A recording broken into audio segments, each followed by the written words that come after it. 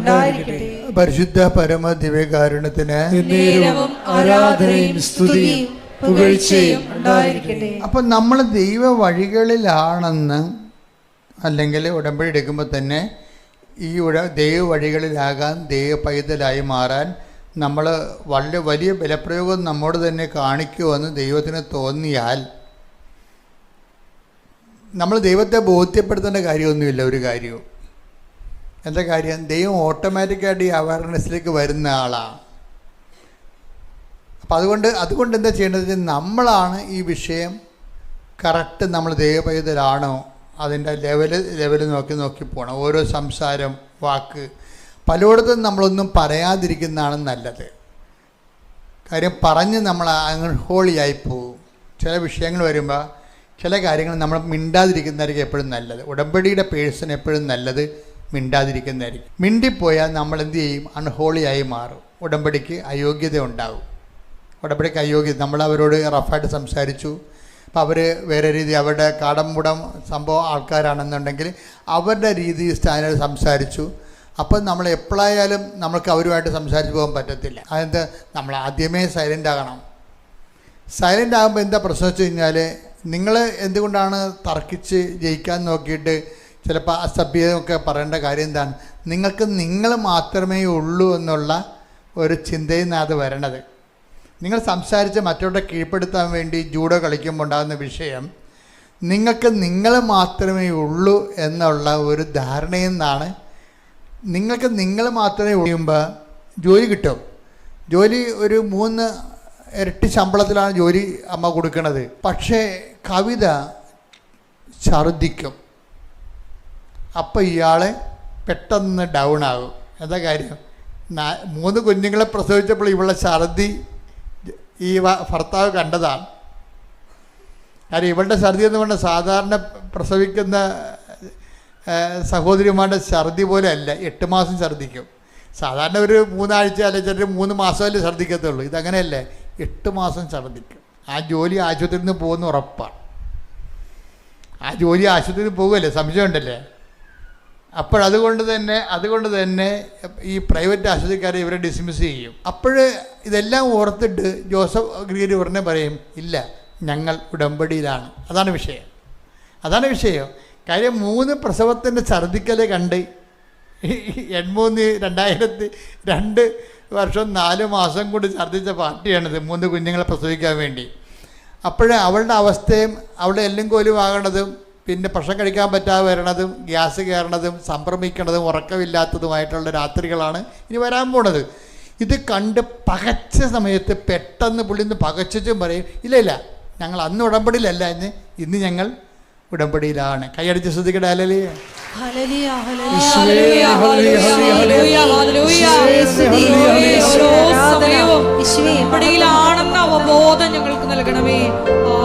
ഇതാണ് ഒരു ബോധം എന്ന് പറയണത്. അപ്പോൾ എന്താ പ്രശ്നം എന്ന് വെച്ചാൽ, ഈ ജോസഫ് ഗ്രീഗറിക്ക് ഉള്ള ഏറ്റവും മെച്ചം അയാൾ ഉടമ്പടിയിലാണെന്നുള്ളതിനെക്കുറിച്ചും വൈഫ് ഉടമ്പടിയിലാണെന്നതിനെക്കുറിച്ചും അവർക്ക് നല്ല ബോധ്യമുണ്ട്. നിങ്ങൾക്കൊരു 80% പേർക്കുള്ള കുഴപ്പം അതാണ്. നിങ്ങൾ ഉടമ്പടിയിലാണോ എന്നല്ല, നിങ്ങൾക്ക് ബോധ്യമില്ല. അതാണ് ഏറ്റവും വലിയ കുഴപ്പത്തിൻ്റെ അപകടം എന്ന് പറയണത്. നിങ്ങൾ ഉടമ്പടിയിലാണോ എന്നതിനെക്കുറിച്ച് നമുക്കൊരു കോൺഫിഡൻസ് ഇല്ല. ഇന്നലെ ഒരു പെങ്കൊച്ചിയോടെ വന്നിട്ട് എന്നോട് നിലവിളിച്ച് പറഞ്ഞു, അച്ഛാ എനിക്ക് നേഴ്സിംഗ് വേണോ അതോ വേറെ ഒരു പ്രൊഫഷൻ പറഞ്ഞു. നേഴ്സിംഗ് അല്ലാതെ വേറെ എന്തോ ഒരു പ്രൊഫഷൻ, സി എ വേണോ നേഴ്സിംഗ് വേണോ, ഇനിയിപ്പോൾ സമയമില്ല, അച്ഛൻ പെട്ടെന്ന് മെസ്സേജ് എടുത്ത് തരുമോ എന്ന് ചോദിച്ചു. അപ്പോൾ ഇവിടെ കരച്ചിലും കാര്യങ്ങളൊക്കെ കണ്ടിട്ട് ഞാൻ മാതാവിൻ്റെ അടുത്ത് വന്നിട്ട് ചാറ്റിംഗ് രൂപത്തിൽ മെസ്സേജ് എടുത്തിട്ട് അവൾ പറഞ്ഞ് ആദ്യമേ ഇവൾ അറിയാതെ തന്നെ ഇവക്ക് നമ്മൾ കൊടുക്കുന്ന കോഡുകൾ ഇവക്കറിയത്തില്ലേ, എന്തിൻ്റെ ഡിനോമിനേറ്റ് ചെയ്യണമെന്ന് അറിയത്തില്ല. അപ്പോൾ ഞാൻ പറഞ്ഞു, നീ ഇതിൽ ഏതെങ്കിലും അക്ഷരം മാർക്ക് ചെയ്യാൻ പറഞ്ഞു. അപ്പോൾ നല്ലവണ്ണം വിശ്വാസപ്രമാണമൊക്കെ ചൊല്ലി പ്രാർത്ഥിച്ച് മാതാവിനോട് പറഞ്ഞു. ഈ മാതാവിൻ്റെ ഈശോയോട് പറഞ്ഞിട്ടാണ് ഈ ചാർട്ട് കൊടുക്കണേ ഇവക്ക്. അത് കൊടുത്തു കഴിയുമ്പോൾ അവൾ രണ്ട് അക്ഷരം മാർക്ക് ചെയ്യും. 2 അക്ഷരം മാർക്ക് ചെയ്ത് ഞാൻ റിസൾട്ട് നോക്കുമ്പോൾ ഇവള് CA വെട്ടിയിട്ടുണ്ട്. അവൾ അറിയാതെ വെട്ടിയിരിക്കണതാണ്. പിന്നെന്താ വെട്ടിയിരിക്കണത്? നേഴ്സിംഗ് വെട്ടിയിട്ടുണ്ട്. എനിക്ക് ഒരു ഡൗട്ട്. കാര്യം ഒക്കെ ഒരു മെസ്സേജ് കൊടുക്കണ്ടേ, നിറച്ച ആൾക്കാർ നിൽക്കുന്ന സമയവും ഇല്ല. ഞാൻ പിന്നെ കുഞ്ഞിൻ്റെ കരച്ചിൽ കണ്ടിട്ട് വീണ്ടും ഒരു പ്രാവശ്യം കൂടി ട്രൈ ചെയ്ത് ഒരു മെസ്സേജ് കൂടി എടുത്ത് ഇതൊരു വേറെ ഡിനോട്ടിങ് നമ്പർ കൊടുത്ത് കൺഫ്യൂസ്ഡ് ആക്കിയിട്ട് വീണ്ടും ഇവൾക്ക് ലെറ്റേഴ്സ് കൊടുക്കും. ലെറ്റേഴ്സ് കൊടുക്കുമ്പോൾ ഇവളത് മാർക്ക് ചെയ്യും. ഞാൻ റിസൾട്ട് നോക്കുമ്പോൾ വീണ്ടും ഇവൾ വെട്ടിയിരിക്കുകയാണ്, നഴ്സിങ്ങും അതുപോലെ തന്നെ CAയും. അപ്പോഴേ ഞാൻ ചോദിച്ചു, നീ ഉടമ്പടിയിലല്ലേ? അവന് ഉടമ്പടി തെറ്റിപ്പോയിച്ചാന്ന്. അതാണ് വിഷയം. നിങ്ങൾ ഉടമ്പടിയിലല്ല. ഞാനെങ്ങനെ അത് മനസ്സിലാക്കിയത്, 2 പ്രാവശ്യവും ഇവൾ അറിയാതെ തന്നെ ഇവളുടെ profession God is not interested. അത് നമ്മൾ വളരെ ശ്രദ്ധിക്കും. ഇതിപ്പോൾ നമ്മൾ മെസ്സേജ് എടുക്കുമ്പോഴാണ് നിങ്ങളുടെയൊക്കെ അവസ്ഥ അറിയാൻ പോണത്. ദൈവം ഇൻട്രസ്റ്റഡ് അല്ല, മെസ്സേജ് കൺഫ്യൂസ്ഡ് ആണ്. നിങ്ങളുടെ ഇത് നമുക്ക് വൈറ്റ് ആൻഡ് ബ്ലാക്ക് ആയിട്ട് കിട്ടുന്ന റിസൾട്ടാണ്. അപ്പം നിങ്ങളുടെ ഒരു അവസ്ഥ ഒന്ന് നിങ്ങൾ ചിന്തിക്കണം. നിങ്ങളുടെ പല കാര്യം മൂവ്മെൻ്റ് ഇല്ലാത്തതിൻ്റെ കാരണം God is not interested in your covenant. അതിൻ്റെ കാര്യം എന്താണ്? You are not interested. നിങ്ങൾക്ക് അതിൻ്റെ അകത്ത് താല്പര്യമില്ല. നിങ്ങൾ ഉടമ്പടിയല്ല ജീവിക്കണത്. നിങ്ങളിവിടെ കൊണ്ടുവന്ന് ഏതൊക്കെ ഇട്ടെന്ന് പറഞ്ഞ സത്യമാണ്. ഏതോ തിരികെ കത്തിച്ച് പ്രാർത്ഥിക്കുന്നുണ്ട്. പക്ഷേ you are not in covenant. നിങ്ങൾ ഉടമ്പടിയിലല്ല. ഇത് ഒരു 50% ആൾക്കാർക്കും പറ്റുന്ന അബദ്ധമാണ്. കാര്യം എന്താണ്? ഇത് നമ്മൾ ദൈവത്തോടെ ഉടമ്പടി ചെയ്യണത്, പക്ഷെ ദൈവം ഈ ഉടമ്പടിയെ അക്സെപ്റ്റ് ചെയ്തിട്ടില്ല. നമ്മൾ അക്സെപ്റ്റ് ചെയ്യണമെന്നുണ്ടെങ്കിൽ എന്താ ചെയ്യണം? അതുകൊണ്ടാണ് ജോസഫ് ഗ്രിഗറി പറയണത്. എന്താ, കവിത ശ്രദ്ധിച്ചപ്പോൾ എനിക്കൊന്നും തോന്നിയില്ല. എന്താ കാര്യം? അന്ന് അവൾ 2 കൊല്ലം 3 കുഞ്ഞുങ്ങളെ പ്രസവിക്കാൻ 2 കൊല്ലം ഛർദ്ദിച്ച ആളാണ്. 8 മാസം വെച്ച് അവൾ വശകേടായിപ്പോയി. പക്ഷേ അന്ന് ഞങ്ങൾ ഉടമ്പടിയിലല്ലായിരുന്നു. ഇന്ന് ഞങ്ങൾ ഉടമ്പടിയിലാണ്. എൻ്റെ മക്കളെ പിന്നെ കവിത ഛർദ്ദിച്ചിട്ടില്ല. ആ കുഞ്ഞിനെ പ്രസവിക്കണവരെ ആ 9 മാസവും കവിത ഛർദ്ദിച്ചിട്ടില്ല. എന്താ കാര്യം? ജോസഫ് ഗ്രിഗറി കർത്താവിൻ്റെ തിരുസന്നിധിയിൽ കട്ടായം നിൽക്കുകയാണ്. എന്താണ്? We are in covenant. ഞങ്ങൾ ഉടമ്പടിയിലാണ്. ശ്രുതികട ഹല്ലേലൂയ.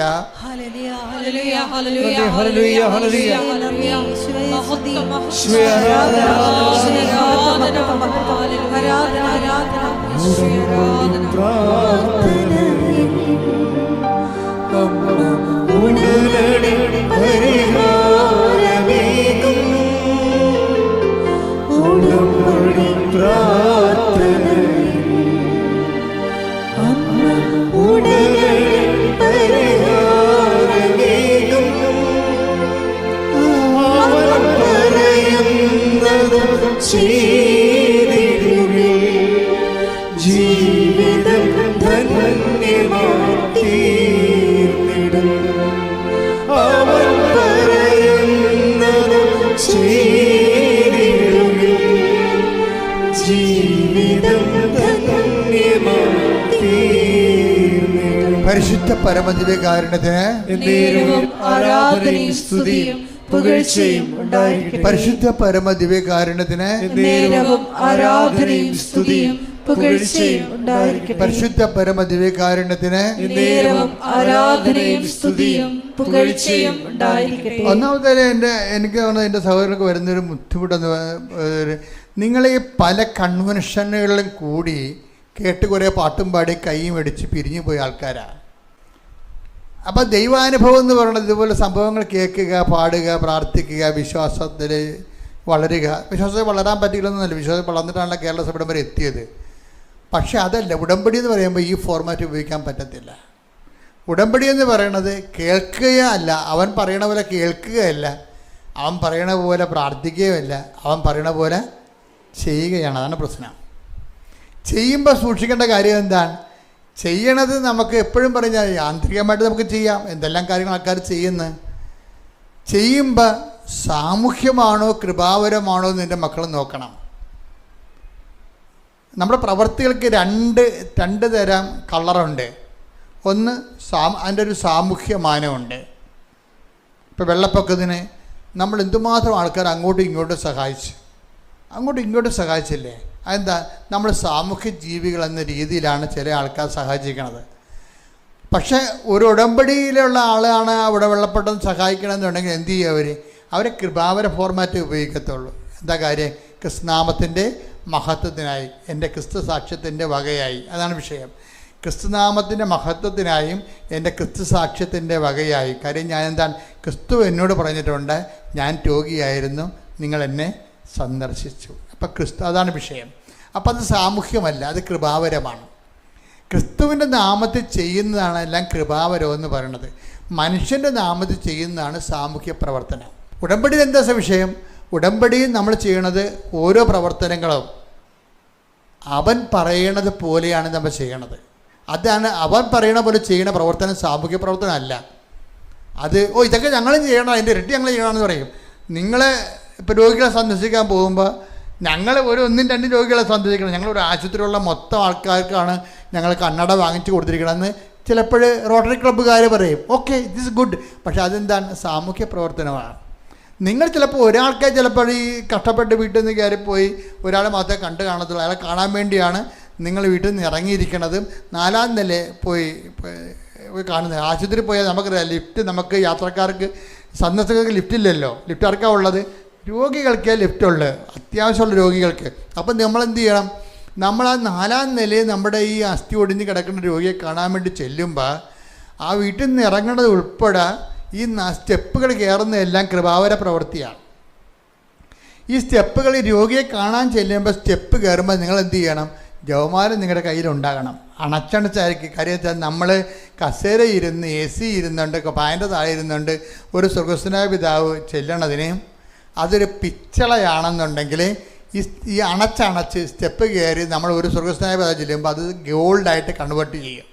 അതാണ് എൻ്റെ വിഷയം. അത് മനസ്സിലാക്കണം. നിങ്ങൾ ആശുപത്രി പോകുമ്പോൾ നിങ്ങൾ ക്രിസ്തുവിൻ്റെ നാമത്തിലാണ് പോണത്. അത് കൃപാവര പ്രവൃത്തിയാണ്, സാമൂഹ്യ പ്രവർത്തനമല്ല. പ്രാർത്ഥിക്കുക, കർത്താവായ ദൈവമേ, ഉടമ്പടി മക്കളായ ഞങ്ങൾ ചെയ്യുന്ന എല്ലാ പ്രവൃത്തികളും കൃപാവര പ്രവർത്തനങ്ങളായി മാറാൻ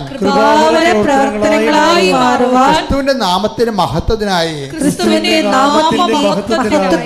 പരസ്നേഹത്തോടെ ജീവിക്കാൻ പ്രവർത്തിക്കുവാൻ ഞങ്ങളെ സുവിശേഷത്തിന്റെ ഉപകരണമാക്കണമേ. Hallelujah, hallelujah, hallelujah, hallelujah. യേശുവേ നന്ദി, യേശുവേ സ്തുതി, യേശുവേ ആരാധന, ആരാധന, യേശുവേ മഹത്വം, ആരാധന. കൈകൾ വീശിക്കൊണ്ട് ആരാധന യേശുവേ, ആരാധന,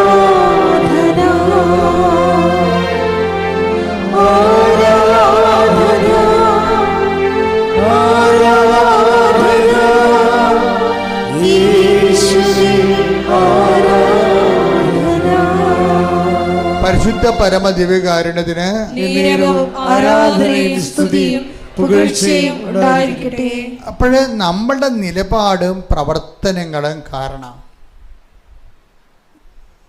ദൈവത്തിന് തോന്നാം നമ്മൾ ഒരു ദൈവ പൈതലാണ്, സുവിശേഷത്തിന് വേണ്ടി ജീവിതം സമർപ്പിച്ച ആളാണ്, സുവിശേഷ ജീവിതത്തിന് വേണ്ടിയാണ് നമ്മൾ സുവിശേഷ ജീവിതമായിട്ട് നമ്മുടെ ജീവിതം മാറ്റിക്കൊണ്ടിരിക്കുകയാണ് എന്ന് ദൈവത്തിന് തോന്നിയാൽ നമുക്ക് കമ്മ്യൂണിക്കേറ്റ് ചെയ്യാൻ പറ്റും. നമ്മൾ പറയണതെല്ലാം ദൈവം കേൾക്കും, അതിനെല്ലാം കൃത്യമായ മറുപടിയും വരും. എൻ്റെ മക്കൾ ഉടമ്പടി കറക്റ്റായിട്ട് ശ്രദ്ധിച്ചാൽ മതി. എന്നിട്ട് നിങ്ങൾ ദൈവത്തോട് പറയണമേ, ദൈവമേ, ഞാൻ ഇതൊരു 3 ആഴ്ചയ്ക്ക് വേണ്ടി 3 മാസത്തിന് വേണ്ടിയല്ല, എൻ്റെ ജീവിതകാലം മുഴുവൻ ഇങ്ങനെ ജീവിക്കാൻ നിനക്ക് വേണ്ടിയും നിൻ്റെ സ്നേഹത്തിൻ്റെ സാക്ഷിയായിട്ട് ജീവിക്കാൻ എന്നെ സഹായിക്കണേ. കൈ നെഞ്ചത്ത് വെച്ചേ, കർത്താവായ ദൈവമേ, എൻ്റെ ജീവിതകാലം മുഴുവൻ നിന്റെ സ്നേഹത്തിൽ ജീവിക്കുവാൻ, സ്നേഹത്തിന്റെ സാക്ഷിയായി ജീവിക്കുവാൻ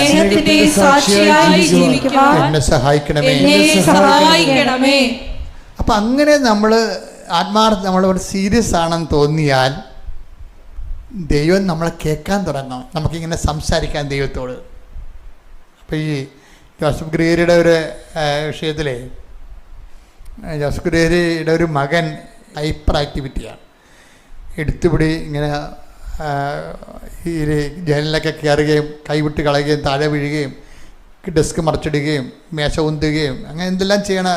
നമുക്ക് സഹിക്കാൻ, ഒരു ഹൈപ്പർ ആക്ടിവിറ്റി ഉണ്ടെങ്കിൽ നമുക്ക് സഹിക്കാൻ പറ്റത്തില്ല. 3 കുഞ്ഞുങ്ങൾ നല്ലതായാലും അതിനകത്തൊരു ഹൈപ്പർ ആക്ടിവിറ്റി ഉണ്ടെന്നുണ്ടെങ്കിൽ 3 കുഞ്ഞുങ്ങളുടെ സന്തോഷം പോലും നമുക്ക് കിട്ടത്തില്ല. നമ്മുടെ കാര്യം പോക്കാണ്. അപ്പോൾ ഇത് എന്താ പറ്റുന്നത്? ഇതിനെ അതിജീവിക്കാൻ എന്താ പറ്റുന്നത്? ഇവർ ഉടമ്പടി ടൈറ്റ് ചെയ്ത് രണ്ടുപേരും അതിനകത്ത് ഒരു ഭാഗ്യം വന്നത് ഭാര്യയും ഭർത്താവും അങ്ങനെ വന്നതാണ്. എൻ്റെ മക്കളെ എപ്പോഴും ചോദിക്കേണ്ടത് ഈ കൂദാശകളിൽ ദൈവം ഇടപെടുത്തിയിരിക്കുന്നത് ഭർത്താവിനല്ലേ. അപ്പോഴും ഭർത്താവ് ഇപ്പോൾ ചിലപ്പോൾ ദൈവത്തിൻ്റെ വഴികളിലല്ല എന്നുണ്ടെങ്കിലും വൈഫ് ഒന്ന് ഉപവസിക്കുകയാണ്, കർത്താവ് എൻ്റെ ജീവിത പങ്കാളിയെ കൂടി ഉടമ്പടി പങ്കാളിയാക്കി തരണമെന്ന് പറഞ്ഞാൽ ദൈവം തരും. കാര്യം എന്താണ്? നീൻ്റെ കൂദാശകളിലൂടെ ദൈവമായിട്ട് അയാൾ ദൈവപരമായിട്ട് ഐക്യപ്പെട്ട ആളായിരുന്നു. ഇപ്പോഴാണ് അയാൾക്ക് കുറച്ച് പ്രശ്നങ്ങളൊക്കെ ഉണ്ടായിട്ട് അയാൾ ദൈവത്തിൽ നിന്ന് അകന്നു പോയിരിക്കുന്നത്. പക്ഷെ നീ ഒരു വ്യക്തിയാണ് ഇതിൻ്റെ ആള്. അയാൾ ശാന്തതയോടെ, ഇപ്പം അയാളെ മൊബൈലിൽ വേറെ പെണ്ണുങ്ങൾ അയാളെ വിളിച്ചെന്നൊക്കെ പറഞ്ഞ് എൻ്റെ അടുത്ത് വരുവേ, അതല്ല സംഭവം. അയാൾ എൻ്റെ ജീവിത പങ്കാളിയായിട്ട് ഞാൻ കൈപിടിച്ച ഒരാളാണ്. അയാൾ എന്നിൽ നിന്ന് പിരിഞ്ഞു പോയാൽ, മാനസികമായിട്ടെങ്കിലും പിരിഞ്ഞു പോയാൽ അതിൻ്റെ അർത്ഥം കർത്താവ് ആണ് അയാളെ ഐക്യപ്പെടുത്തി തരാൻ. കർത്താവാണ് ആദ്യത്തെ ആൾ. അയാൾക്ക് വേണ്ടി വാദിക്കുകയും പ്രാർത്ഥിക്കുകയും ചെയ്യേണ്ട ആൾ ഭാര്യ എന്ന രീതി ഞാനാണ്.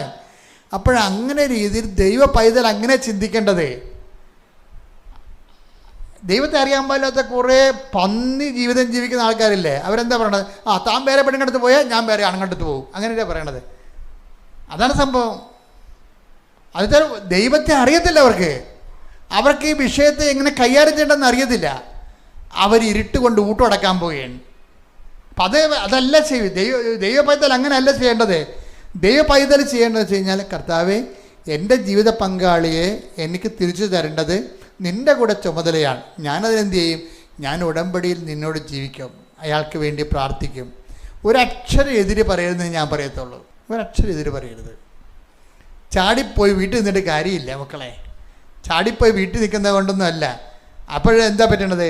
അയാൾ പണ്ട് മൊബൈലിൽ വിളിച്ച പെണ്ണിനെ നീ ചാടിപ്പോയി നിൽക്കുമ്പോൾ അയാളെ വീട്ടിൽ നിൻ്റെ അസാന്നിധ്യത്തിൽ വീട്ടിൽ വിളിച്ചു വരും. അത്രേ ഉള്ള സംഭവം. പെണ്ണുങ്ങളെ പകുതി മുക്കാലും പൊട്ടികളാണെന്ന കാര്യത്തിൽ ഒരു സംശയമില്ല. കാര്യം നിങ്ങളെല്ലാം കൂടി ഒന്നിനെ കൈകാര്യം ചെയ്യരുത്. ഞാൻ ഉള്ള കാര്യം പറയണതാണ്. എന്താ പ്രശ്നം വെച്ച് കഴിഞ്ഞാൽ, ഇതുപോലെ ആരംഭശൂരത്വം കാണിക്കും. ആരംഭശൂരത്വം കാണിച്ചു കഴിയുമ്പോൾ കുറച്ച് കഴിയുമ്പോൾ നിങ്ങൾക്ക് തന്നെ മനസ്സിലാകും എന്താ കാര്യം. നിങ്ങൾക്ക് വന്ന് മോങ്ങി അമ്മയോട് പറയാം, ആര്യയോട് പറയാം, അല്ല ഭർത്താവിനോട് പറയാമെന്നൊക്കെ അല്ലേ ഉള്ളൂ. അത്രയല്ലേ ഉള്ളൂ. ഭർത്താവിനോടല്ലേ, ആങ്ങളോട് പറയാം. എൻ്റെ മക്കളെ, ഇതിന് നിങ്ങളൊക്കെ ആയിരിക്കണം അവർ. അങ്ങനെയാണ് മകളെ, ഇങ്ങനെയാണ് മകളെ, അവരിക്കട്ടെ വരട്ടെ. ആര് വരാം? അവനൊന്നും ഇങ്ങനെ വരാൻ പോണില്ല. അമ്മ ഇരുന്നിട്ട് പറയുകയാണേ, അമ്മ ഉള്ളി അറിയണ സമയത്ത് അവരിക്കട്ടെ വരട്ടെ. അവനങ്ങനെയാണ് പറഞ്ഞത്. കാണിച്ചു കൊടുക്കാതെ ആര് കാണിക്കുക? ഈ അമ്മയും മകളും കൊണ്ട് ഇവിടെ ഇരിക്കാവുള്ളൂ. അവൻ വരത്തൊന്നുമില്ല. അങ്ങനെയല്ല വിഷയം കൈകാര്യം ചെയ്യേണ്ടത്. നിങ്ങൾക്ക് കുറച്ച് കഴിയുമ്പോൾ നിങ്ങൾക്ക് തന്നെ തോന്നും നിങ്ങൾക്ക് ഉദ്യോഗസ്ഥരാണെന്നുള്ളതിൻ്റെ കൊമ്പിൽ പോകുന്നതായിരിക്കും ചിലപ്പോൾ. ഉദ്യോഗസ്ഥൻ എന്ന് പറഞ്ഞാൽ ആഫ്റ്റർ ഓൾ എന്താണ്? പണമല്ലേ. ഉദ്യോഗസ്ഥനാണെന്നുള്ള കൊമ്പിലല്ല നിങ്ങൾ പോന്നിരിക്കണേ. ഇപ്പോൾ അവനെ ടച്ചും പോന്നിരിക്കണത് കുടുംബത്തിൽ നിന്ന്. കുറച്ച് കഴിയുമ്പോൾ നിങ്ങൾക്ക് മനസ്സിലാവും ജീവിക്കാൻ തന്നെ അർഹതയില്ലെന്ന്. പിന്നെ ഞാൻ വേറെ എടുത്തിട്ടല്ലേ ഞാൻ ജീവിക്കണത്, എൻ്റെ കച്ചവടം ജീവിക്കണം. നിങ്ങളെ